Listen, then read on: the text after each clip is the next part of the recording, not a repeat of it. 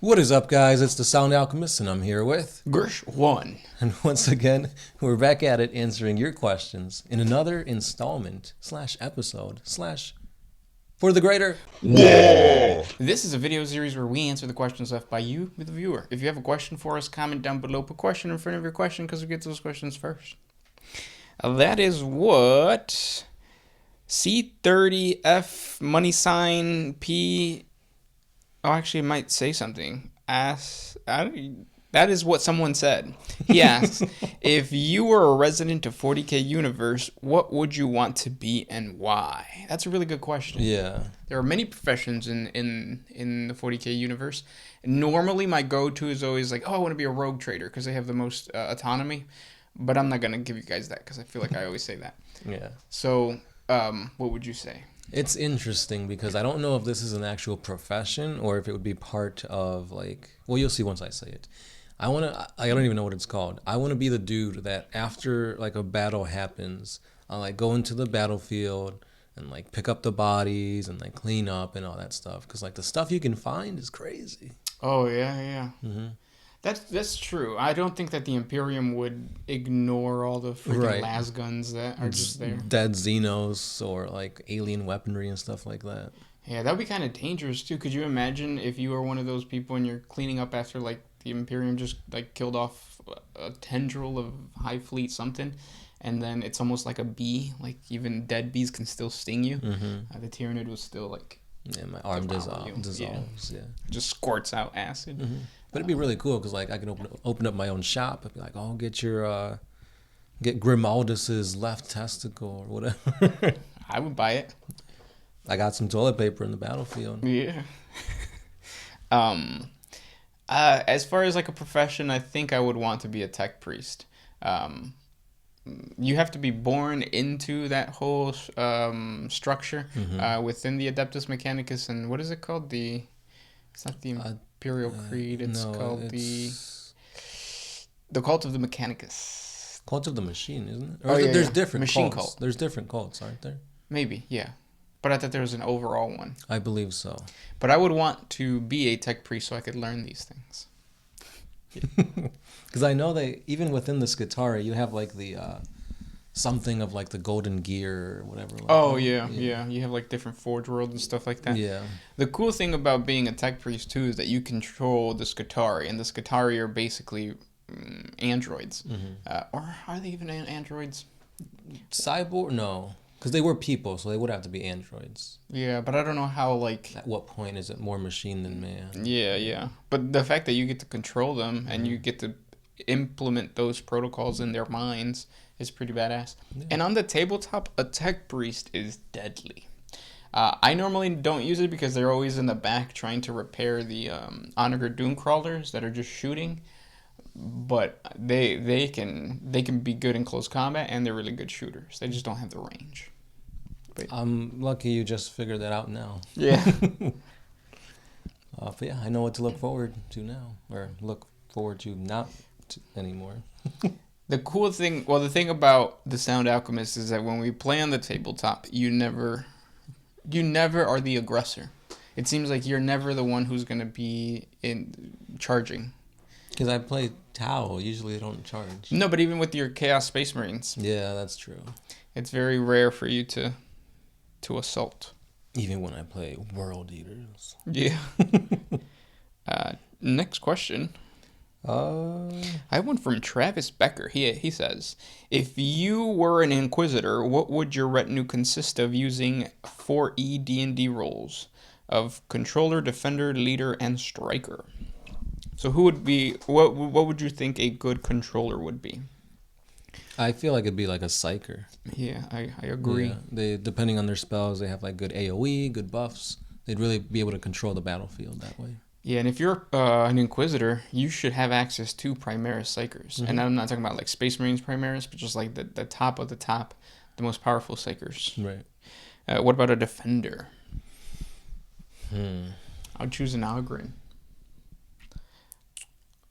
We did check out our 40 facts on the Catachan characters. Yeah.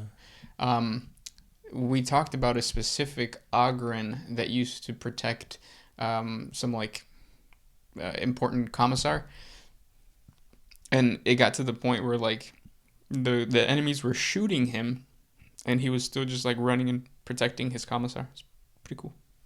What would you say? It's gonna sound weird, but I think I'd choose a Kroot. However, he'd have to be on a Krootox. Oh yeah. It's like a Krootox rider. Yeah. What about leader? Other than you, I guess. Right. Maybe like a. Yeah, I'm gonna stick with the whole Tau theme that I've got going on. Probably like a water cast. Yeah. Because they're very diplomatic in nature. I don't have to rely on brute force. They could maybe talk their way out of it. Yeah. For a leader, I would say I don't know what I would be for a leader. Or do for a leader, because like maybe a rogue trader. I think they're kind of smart. Very charismatic, at least. Yeah. What about a striker? A Jakiro weaponsmith. Yeah. Because just being an orangutan, they got to be strong. They got that ape strength. Mm-hmm. Are orangutans apes? They gotta be. Or maybe they're evolved to the point that they're no longer apes. What are they now? Chingones. Yeah. Yeah, but that's our retinue. Next question.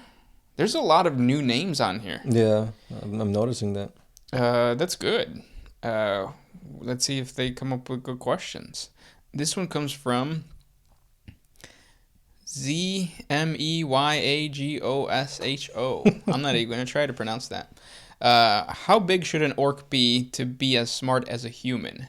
The beast was as smart as a human, or even smarter, and he was like 10 meters tall. But maybe an 8-meter orc will be big enough to be as smart as a human? Thank you.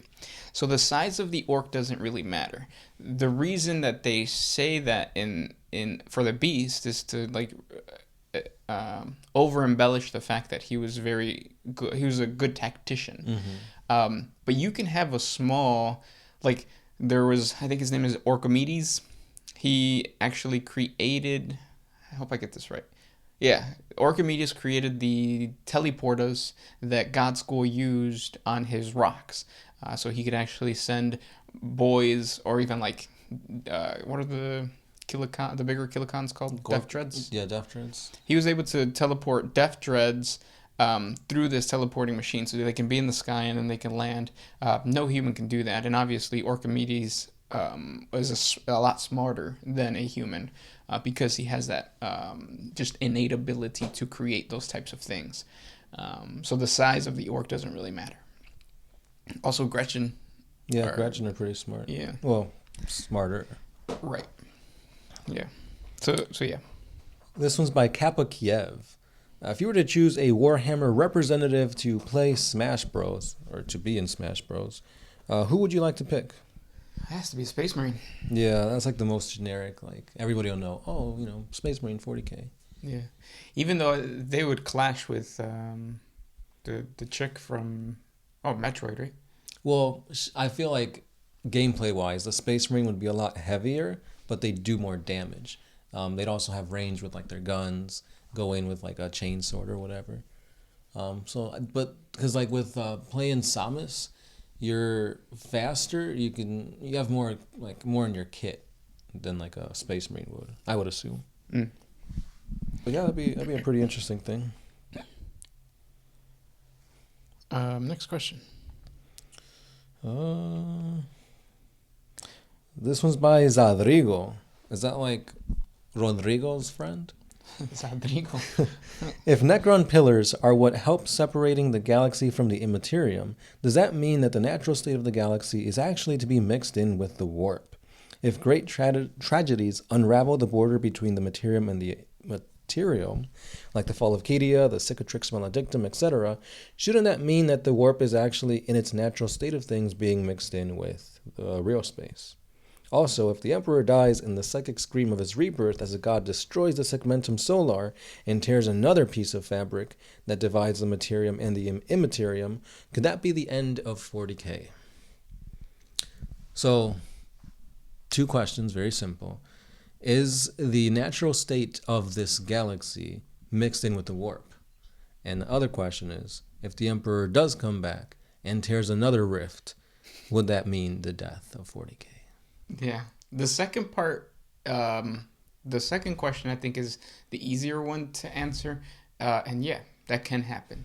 But it's one of those things where because the 40K lore is so moldable, it could also not happen. So Right. it's one of those situations where, like, yeah, if you push it that way, that will happen, but it's not necessarily like it has to happen. Right. And I'm pretty sure it won't because Games Workshop is a business. Yeah. They need 40K to keep going. Yep. Also, and then so for the other one, I think that the real world affects the warp more than The warp affects the the real world. Yeah. Specifically, the emotions of psychically powerful creatures, beings. Yeah. So, yeah. Yeah, but you are right. The pylons are indeed a way to kind of stitch together reality where the warp was spilling out. But I don't think the warp and the material plane should be existing in the same place. Kind of like if you've seen Avatar, the one with Korra, you have the spirit world and the real world. It's like when the two mixed, it was like weird. Yeah. But cool question, very interesting. Next question. This one comes from Nuno Segura. Isn't the Primaris Marines more something like Fabius Pyle would do? Isn't this on the wrong faction? Thank you. You would think that because the Emperor created Space Marines and essentially they were his creation. They should be perfect. They shouldn't be tampered with because tampering with something that the Emperor specifically created is like undoing his work, and it's heresy. Like no other way of putting it. Yeah. But I think they kind of say no, this is fine because they're re-engineering Space Marine gene seed and Space Marine forces to be more adept at protecting what the Emperor originally wanted. So I think that's their way of copping out. Yep. We have a Fabius Bio model coming out now. Fabulous Bill. Next question. Do you have one? It's not a question, but it's really interesting comment by Martin de la O. I'm guessing you are both U.S. citizens and cool dudes, probably mixed breed Hispanic, European, Native American. Breed? Also, 40K is better in lore, while D&D is open in each playthrough. You're right. Because we were comparing the two, D&D and 40K. What's better? Oh, and we did ask them, right? To see if they can figure out what we were. Yeah. Yeah. Oh, okay. I don't know, though, but I feel like the lore of 40K is also very open. We only see, or most people are only exposed to the tabletop or the game, like Space Marines and stuff, or Space Marine, the game. But in reality, like, the Dark Heresy books are freaking amazing. The amount of information, the amount of lore that's in there is just, it makes you realize that it's almost as open as Dungeons and Dragons. Maybe not in the sense of, like, you get to create your own gods and whatever, but, like, it's very open. Yeah. The groundwork has been laid so perfectly and intricately that the Warhammer 40K universe, you can do almost anything with it. You want to play in, like, a gothic horror type atmosphere, you got a hive city that's been besieged by chaos cultists. Yeah. You want to play a survival game in the mountains of, like, some pharaoh world, you can do it. You can fight any type of creature you can think of, dinosaurs, you could have crazy space battles. It's all there in 40K. And you could kind of do the same thing with D&D. Yeah. Yeah, so they're very similar, but I think the lore is a lot better in 40K than D&D. Yes. That's just me, preference. This question comes from Ty Shingleton. He asks, do Imperial warships use Space Marines to control their weapons similar to how Marines control dreadnoughts? I think hooking up a Space Marine to use his mind to control a battle barge would be lit. Fam. He doesn't say fam, but I feel like you should throw in a fam. So Imperial warships use Space Marines to control their weapons. I think, yes, kind of. Like, I mean, there's pilots. Yeah, and like when they're shooting. Yeah, I thought serfs usually did that. But I guess a space marine piloting a weapon would be more efficient. Yeah. Because that's who's piloting the Thunderhawks. Mm-hmm. You actually even get a little model, right? Yeah. So yeah, they do pilot, but also what the Sound Alchemist said is a little bit more correct. More likely you're gonna see serfs, chapter serfs manning the gun batteries, and either that or like servitors. Mm-hmm. Or it's all like automated. Right, there's like a machine spirit, and they pray to it and all that garbage. Yeah, but I mean, it makes more sense for Space Marines to do it because they have faster reflexes. They can like hit things more accurately. I think of Star Wars when Luke was, I think it was Luke, or no, yeah, and he's down on the Millennium Falcon. Mm-hmm. Yeah, I was thinking of Finn when he was in there, and they were escaping from the, was it the what Swamp rats? The swamp rats, yeah, sure. Yeah, the Rancors in space. Rancors are amazing. I think that's my favorite creature of all. Rancor? Rancor. I wish Rancors were real.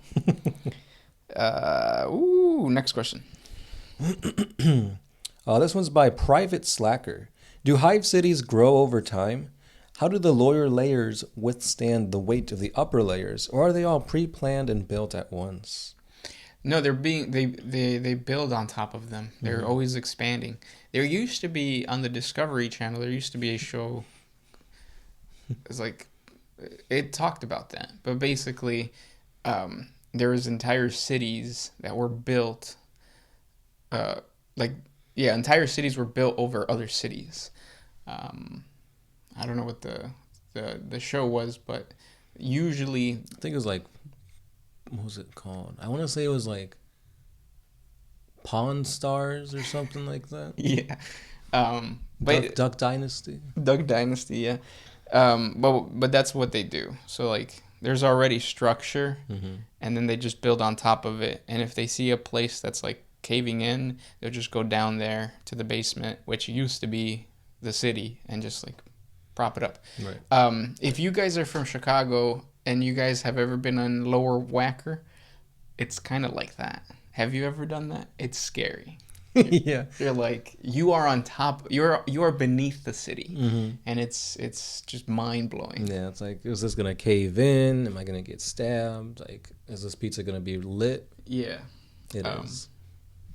Yeah. And that's usually where you see like all the Necromunda gangs and stuff. Usually in the lower levels of the Spire. Yep. Because the higher you go, the more like aristocratic and snooty and rich you get. Yeah, more like what is that one with the girl with the bow and arrow? I don't know what I'm talking Hunger about. Games? Yeah. You know how they have the first or section territory 1? I don't know what it's called. Yeah. It's kind of like that. Gotcha. This is going to be the last question because the docile creature is going to get here pretty soon. If you don't know who he is, we have a Dungeon Hammer podcast thing. We talk about D&D in a completely different channel. Yeah. It's called Dungeon Hammer. Check it out. Give it a sub. Give it a listen. So this is going to be the last question, and I can't even find a good question. A lot of these are mostly responses to like the questions we asked previous, such as, I thought you guys were strong gay. Strong? What's strong mean? Stronger than strong. Oh, strong gay. Mm-hmm. A little bit. I can't find a question. Yeah, it's just a bunch of response. Yeah. Yeah, those were the questions for today. If you guys have more questions for us, comment down below. That's why we ask you guys to put question in front of your question, because we we see them quicker. That's the docile creature knocking on the door obnoxiously. Thanks for watching, guys. This is Gershwin. The Sound Alchemist, and we are out.